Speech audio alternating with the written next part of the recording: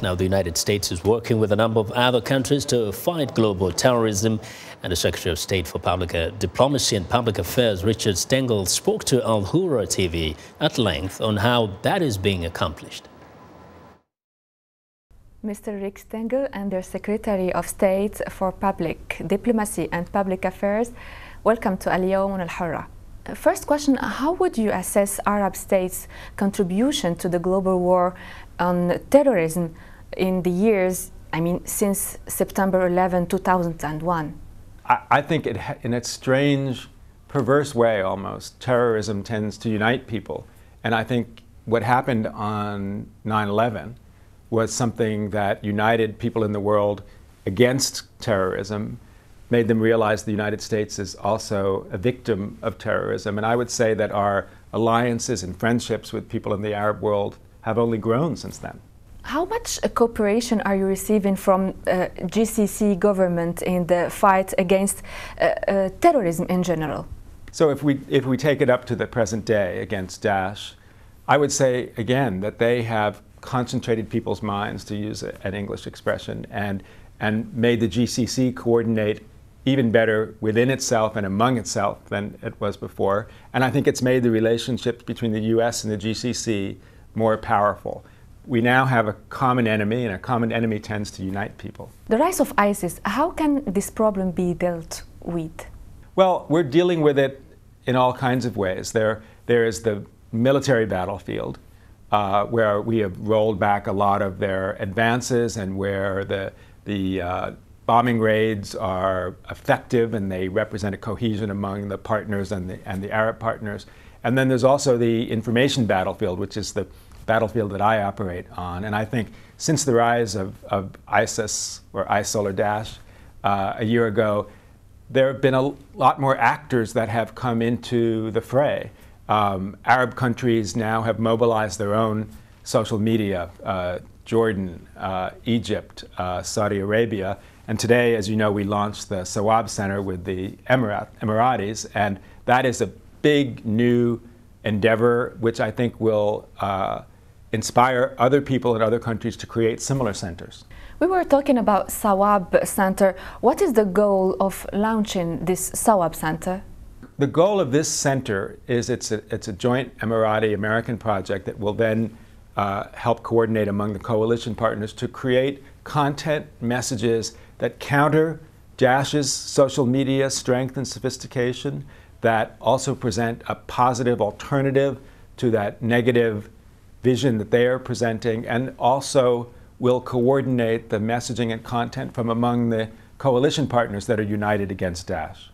After the attack of Paris and Kuwait, some made it clear that US could be a terrorist target. What do you think? Well, we're all potential targets. Nobody is immune, and we saw that situation in Texas, where there was a kind of lone wolf actor, and certainly people in America are concerned that America itself could be a target, but I don't think it's quite an existential issue for America the way it is for countries in the region, where it's on your border and they are advancing and they are trying to create a state. So I think that the problem is more acute here, but everybody has the problem as well. There are foreign fighters that come from the US too. So it's something that everybody needs to be concerned with. But doesn't the latest warning of a new attack in US soil suggest that Washington and international community in general are failing to stop the flow of money, radical youth, and arms to terrorists?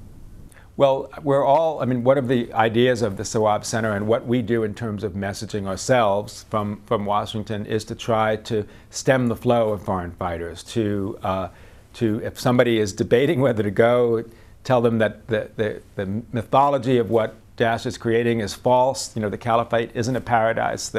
There's no plumbing, there's no electricity, there's no internet access. So some of what we do is to try to prevent people from going, and we do that in other ways as well, where we take people offline who are online, who are tweeting and messaging this content that is trying to convert people. So it's a large endeavor. We're trying to do things in a targeted way to intercept what's going on with individuals, and we try to do things in a mass way to kind of talk about the entire Ummah, the entire Muslim world, to unite against Daesh. Will the war on terror ever be won, and how?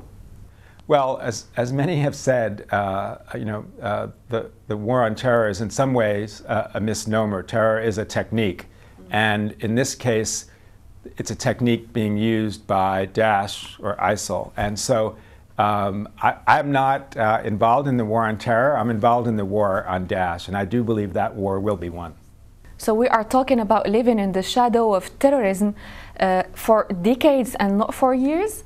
Yes, I mean, as President Obama said the other day from the Pentagon, this is a generational struggle.